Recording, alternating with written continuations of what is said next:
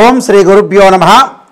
శుక్ర గురువుల యొక్క కలయిక జూలై 26వ తారీఖు నుంచి ఆగస్టు 21వ తారీఖు వరకు కూడా శుక్ర గురువుల యొక్క కలయిక ఏ విధంగా ఉందో ఒకసారి తెలుసుకుందాం.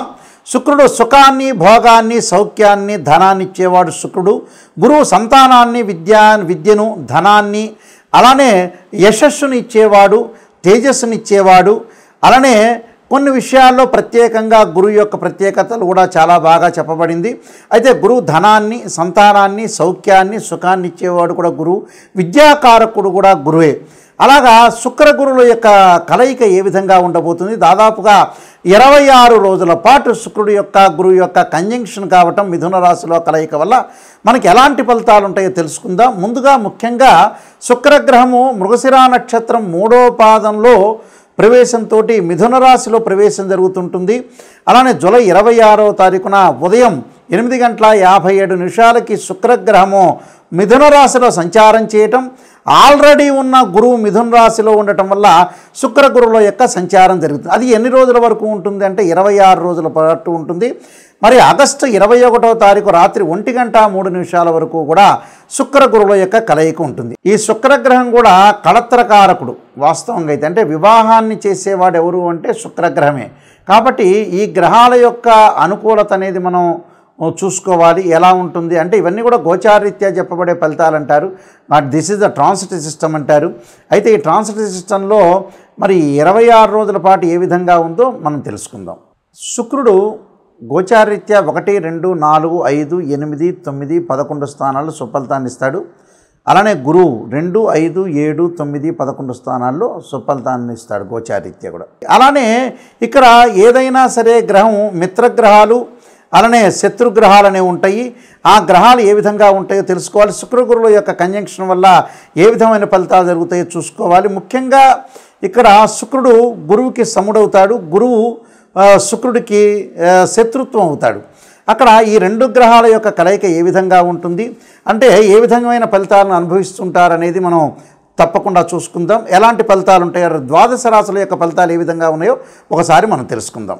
మీనరాశి వాళ్ళకి శుక్ర గురువుల యొక్క కలయిక అనేది 26 రోజుల పాటు ఉంటుంది. మిథున రాశిలో బుధక్షేత్రంలో ఉండటం వల్ల ఏ విధంగా ఉండబోతుంది? మీనరాశి వాళ్ళకి రాస్యాధిపతి, దశమాధిపతి అయిన గురువు చతుర్థ స్థానంలో ఉండటం, అలానే తృతీయాధిపతి, అష్టమాధిపతి అయిన శుక్రుడు చతుర్థ స్థానంలో ఉండటం వల్ల ఏం జరగబోతుంది? ఇక్కడ 4వ స్థానంలో శుక్రుడు యొక్క సంచారం. 4వ స్థానంలో శుక్రుడు యొక్క సంచారం వల్ల అనుకూలమైన ఫలితాలు ఉండటం, అలానే భార్య, పుత్రమిత్ర బంధువులతోటి స్నేహము, విద్యా ధనం విషయంలో అనుకూలంగా ఉండటం, సంప్రదింపులు అనుకూలంగా ఉండటం. అంటే ధనపరంగా ఎవరితోనో సంప్రదింపులు అవి సక్సెస్ కావటం, బ్యాంక్ లోన్లు వచ్చే అవకాశాలు ఉంటాయి, అప్పులు దొరికే అవకాశాలు ఉండటం. అలానే మహిళలకు కూడా అధికంగా ప్రాధాన్యత, వాళ్ళ జీవితాన్ని, లైఫ్ని లీడ్ చేయాలి, నేను భర్తకి సపోర్ట్ చేయాలి, నా జీవితాన్ని, నా లైఫ్ను లీడింగ్ చేసుకొని ముందుకు వెళ్ళాలనే ఆలోచనలు కలుగుతాయి. గతంలో ఎవరైతే స్త్రీలు విద్యను ఆపేసిన వాళ్ళు, ఉద్యోగాన్ని ఆపేసిన వాళ్ళు, వ్యాపారాన్ని ఆపేసిన వాళ్ళు కూడా మళ్ళీ స్టార్ట్ చేయాలనే కుతూహలంగా స్టార్ట్ చేసే అవకాశాలు ఎక్కువగా ఉంటాయి. అలానే భూమి, గృహ సంబంధమైన కొనుగోలు ప్రయత్నాలు అనుకూలంగా ఉండటం, అలానే గృహంలో వారికి ఫ్యాన్సీ అలంకార వస్తువులు కొనుగోలు చేయటం, సంఘంలో పలుకుబడి బాగా పెరిగే అవకాశాలు ఎక్కువ ఉంటాయి. బంధుమిత్రులతోటి కూడా వీళ్ళదే పై చేయిగా సాధించే అవకాశాలు ఎక్కువ ఉంటాయి. అలానే మహిళా మండళ్లకు కూడా అనుకూలంగా ఉండే అవకాశాలు ఎక్కువ ఉంటాయి.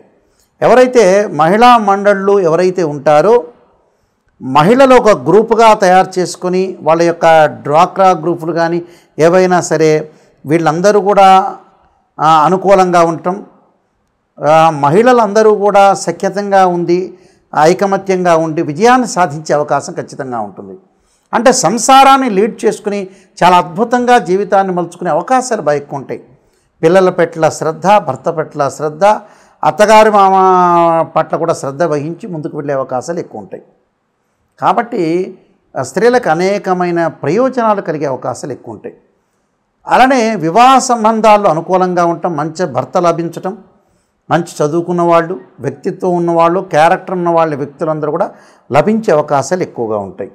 అలానే ఈ రాశి వాళ్ళకి చతుర్థ స్థానంలో గురువు యొక్క సంచారం, చతుర్థ స్థానంలో వృత్తి ఉద్యోగాల్లో కూడా రుణాలు లభించే అవకాశాలు ఎక్కువ ఉంటాయి. పూర్వ రుణాలన్నీ కూడా కొంత అప్పులు తీర్చుకునే అవకాశాలు ఉంటాయి. ఆరోగ్యం లోపించే అవకాశం ఎక్కువగా ఉంటుంది. వాహనాల మీద కొంత ప్రమాదాలు జరగకుండా చూసుకోవాలి. అలానే మానసికంగా ఆలోచనలు బాగా మితిమీరిన ఆలోచనలు బాగా పెరుగుతూ ఉంటాయి. అంటే శుక్ర గురువుల యొక్క కంజంక్షన్ వల్ల శుక్రుడు అనుకూలంగా ఉన్నాడు, గురువు 50% మాత్రమే బాగున్నారు. కాబట్టి వీళ్ళు గురువుకు సంబంధించిన ధ్యానాలు, స్తోత్రపారణాలు చేయటం అనేది చాలా ఇంపార్టెంట్. విద్యార్థులు కూడా ఏదో ధ్యాస మీద ఉండకుండా లైఫ్లో మనం ఏం చెయ్యాలి, ఒక యాంబిషన్, ఒక ఎయిమ్, ఒక లక్ష్యంతో జీవితాన్ని బతికించుకుంటూ ముందుకు వెళ్ళాలి. అది చాలా ఇంపార్టెంట్. ఎందుకంటే ఇలాంటివన్నీ చూసుకోవాలి. అంటే మన జీవిత లక్ష్యాన్ని, గమ్యాన్ని చేరటానికి అధికంగా అన్ని వస్తువులు సమకూర్చుకొని ముందుకెళ్ళటం చాలా మంచిది. కాబట్టి ఇలాంటి విషయాలు ఆందోళన చెందకుండా గురువు యొక్క అనుకూలతను సాధించాలి. అలానే ధనాన్ని ఇచ్చిపుచ్చుకోవటంలో కానీ ట్రాన్సాక్షన్ విషయంలో జాగ్రత్త ఉండాలి. అంటే డబ్బులు ఇచ్చుకోవటం అలానే భార్యకి, పిల్లలకి, అన్నదమ్ములకి ఇవ్వకూడదని కాదు, అన్నోన్ పర్సన్స్కి ఇవ్వకూడదు. మనకు తెలిసిన వ్యక్తిని తీసుకోవాలి. అది కూడా లార్జ్ అమౌంట్ చూడకూడదు, లార్జ్ అమౌంట్ ఇవ్వకూడదు, స్మాల్ అమౌంట్ మాత్రం ఇవ్వాలి. అలానే వ్యాపారం చేసే వ్యక్తులందరూ కూడా భాగస్వామ్య వ్యాపారంలో పెట్టుబడులు పెట్టకూడదు. పెట్టిన స్మాల్ అమౌంట్ మాత్రమే పెట్టాలి. కానీ ఈ 26 రోజుల పాటు ఖచ్చితంగా వ్యాపారంలో నూతన వ్యాపారాలు చేయకుండా ఉండటమే చాలా మంచిది. దాని తర్వాత ఉద్యోగంలో తోటి కొలీగ్స్ తోటి కూడా గొడవలు జరిగే అవకాశాలు ఎక్కువ ఉంటాయి. గొడవలు జరగకుండా చూసుకోండి. అంటే ప్రతి విషయాన్ని కూడా ఆచితూచి అమలు చేయండి. ప్రతిదానికి కూడా ఒక కన్స్ట్రక్షన్, నిర్మాణాత్మకంగా పోషించి ముందుకెళ్తాం వల్ల మంచి జరిగే అవకాశాలు ఉంటాయి. నేను కొన్ని రెమెడీస్ చెప్తాను, ఆ రెమెడీస్ మీరు పాటించి ముందుకు వెళ్ళండి. శుక్ర గురువుల యొక్క కలయిక వల్ల కొన్ని మంచి చెడు యొక్క ఫలితాలనేవి బాగా ఎక్కువగా ఉంటాయి. శుభ అశుభ మిశ్రమాలనేవి ఉంటాయి. కాబట్టి మనం ఎలాంటి ప్రత్యేకంగా రెమెడీస్ చేసుకోవాలి అంటే, జీవితాన్ని సాఫల్యం చేసుకోవాలంటే ప్రతి వాళ్ళకు కూడా నెగిటివ్ పాజిటివ్ రెండుగా ఉంటాయి. అంటే ప్రతి వాళ్ళు కూడా మనం పాజిటివ్ ఆలోచన చేయకూడదు, నెగిటివ్ని కూడా ఆలోచన చేయాలి. నెగిటివ్ అంటే ఏమిటి అంటే, స్త్రీయ లోపం పెరుగుట పెద్ద విద్య, లోపం ఎరిగిన వాడే పూర్ణుడవుతాట. మన లోపాలని మనం ఖచ్చితంగా మనం సవరణ చేసుకొని ముందుకు వెళ్తే ఖచ్చితంగా వాళ్ళు బాగుపడినట్టే. అది 100% నేను చెప్తున్నాను. ఎందుకంటే ఎక్కడైతే మన లోపం ఉంటుంది, ఉదాహరణకు రోడ్డు మీద వెళ్తున్నాం, ఆ రోడ్డు మీద వెళ్ళేటువంటి ముళ్ళు ఉంటాయి. ఆ ముళ్ళని అక్కడ ఆ రోడ్డు మీద వెళ్ళొద్దు అని ఎవరన్నా చెప్తే ఆ రోడ్డు వైపు కాకుండా వేరే రోడ్డు వైపు మనం వెళ్ళామనుకోండి, వేరే రోడ్ మ్యాప్లో మనం వెళ్తే అప్పుడు మన జీవితం, లైఫ్ అనేది మనం లీడ్ చేసిన వాళ్ళం అవుతాం. తప్పకుండా ఇక్కడ ఏదైతే మన లైఫ్లో ఎప్పుడైతే మనం చేయాల్సిన విషయాలు ఉంటాయో, ఎక్కడైతే నెగిటివ్ అనేది ఒకటి ఉంటుందో, మైనస్ అనేది ఉంటుందో, ఆ మైనస్ను మనం సవరణ చేసుకొని ముందుకెళ్తే జీవితం అనేది మనకి సాఫల్యత అనేది చేకూరే అవకాశం ఖచ్చితంగా ఉంటుంది. కాబట్టి ఈ శుక్ర గురువులకి నిజంగా ఏం చేయాలి అంటే, ఎలాంటి ఖచ్చితమైన రెమెడీస్ చేయాలి, ఎలాంటి ఖచ్చితమైన రెమెడీస్ చేస్తే బాగుంటుందనే విషయాన్ని మనం ఆలోచన చేస్తే, ఉద్యోగపరంగా ఇబ్బందులు ఉన్న వాళ్ళు తప్పకుండా గురుగ్రహాన్ని ఆరాధన చేయాలి. గురువుని ఎలా ఆరాధన చేయాలి అంటే, గురువారం రోజున బృహస్పతి గ్రహానికి ప్రదక్షిణ చేసి, మనకు శివాలయ నవగ్రహాలు ఉంటాయి, ప్రదక్షిణ చేసి శనగలు దానం చేయటం చాలా మంచిది.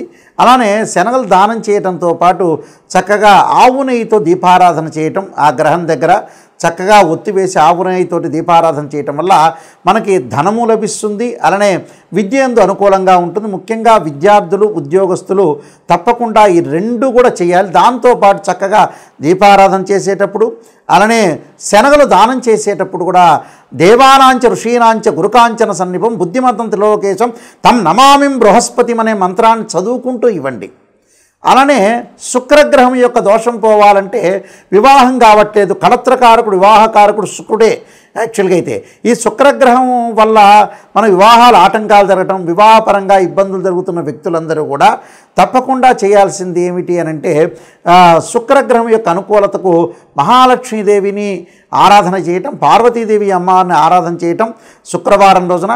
అలానే బొబ్బర్లు అంటే శుక్రుడికి ప్రీతికరమైన బొబ్బర్లు దానం చేయటం వల్ల చాలా మంచి జరుగుతుంది. మనం శివాలయంలోకి వెళ్ళంగానే శుక్రగ్రహం ఉంటుంది, ఆ శుక్రగ్రహాన్ని ఆవు నెయ్యితోటి దీపారాధన చేయటం వల్ల కూడా చాలా మంచి జరిగే అవకాశం అవకాశం, అంటే వివాహాల ఆటంకాలు జరుగుతున్న వాళ్ళు కూడా తప్పకుండా వీళ్ళు కూడా ముఖ్యంగా అబ్బాయిలు వచ్చేటప్పటికల్లా సంబంధాలు దొరకట్లేదని చాలామంది కూడా చెబుతున్నారు. అక్కడ అబ్బాయిలు తప్పకుండా మనకు ముఖ్యంగా కన్యాపాశుపతాస్త్ర రుద్రాభిషేకం, అమ్మాయిలు వచ్చారు వరపాశుపతాస్త్ర రుద్రాభిషేకం, అఘోర గౌరీపాశుపతాస్త్ర రుద్రాభిషేకం చేయడం చాలా మంచిది. మరి ఈ శుక్రగ్రహానికి గురుగ్రహానికి అందరూ కూడా నవగ్రహాల యొక్క ప్రదర్శన చేయటం వల్ల చాలా మంచి ఫలితాలు వచ్చే అవకాశం ఉంటుంది. ప్రతి వారం కూడా మనం తిరగటం వల్ల కూడా చాలా మంచి సుఫలితాలు జరిగే అవకాశాలు ఖచ్చితంగా ఉంటాయి. ఈ నియమాలు పాటించండి, మనకు మంచి జరిగే అవకాశం ఖచ్చితంగా ఉంటుంది. అందరికి కూడా మంచి జరగాలని ఆలోచన చేస్తూ సర్వే జనా సుఖినో భవంతు.